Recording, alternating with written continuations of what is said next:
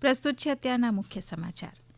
જમ્મુ કાશ્મીરમાં ઉધમપુર, રિયાસી અને કઠુઆ જિલ્લાઓમાં શંકાસ્પદ વ્યક્તિઓની હિલચાલના અહેવાલો બાદ સુરક્ષા દળો દ્વારા શોધ કામગીરી ચાલી રહી છે.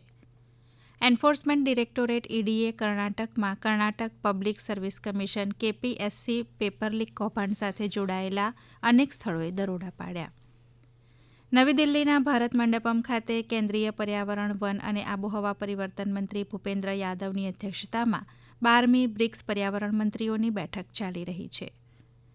ભાજપના રાષ્ટ્રીય અધ્યક્ષ નીતિન નબીને ઉત્તર પ્રદેશ, પંજાબ અને ગુજરાત માટે નવા રાજ્ય પ્રભારીઓની નિમણૂક કરી. વિનોદ તાવડેને ઉત્તર પ્રદેશના પ્રભારી અને જગદીશ ઈશ્વરભાઈ પટેલને સહપ્રભારી તરીકે નિયુક્ત કર્યા.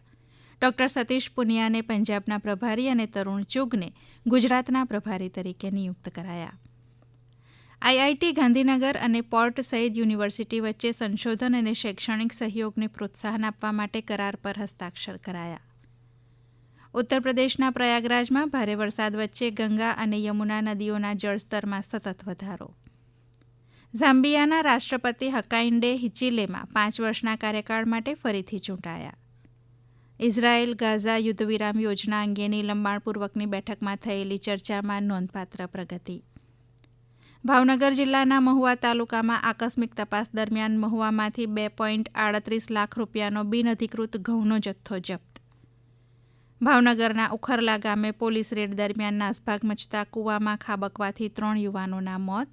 અને રાજ્યમાં આજે સવારે 6 વાગ્યાથી 10 વાગ્યા સુધીમાં 5 તાલુકામાં વરસાદ. રાજ્યમાં સિઝનનો 74.80% વરસાદ થયો. હવે પછી આપ બપોરે 1:20 રાષ્ટ્રીય સમાચાર સાંભળી